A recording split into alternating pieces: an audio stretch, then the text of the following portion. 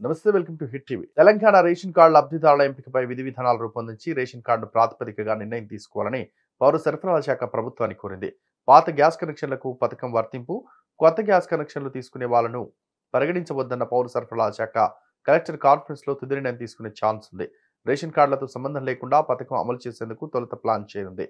ఈ విధానంలో పథకం అమలు లేట్ అవుతుందని అంచనా ఉంది. రాష్ట్రంలో మొత్తం 29,98,000 రేషన్ కార్డులు ఉండగా 4,20,000 మంది రాయితీని వదులుకున్నారు.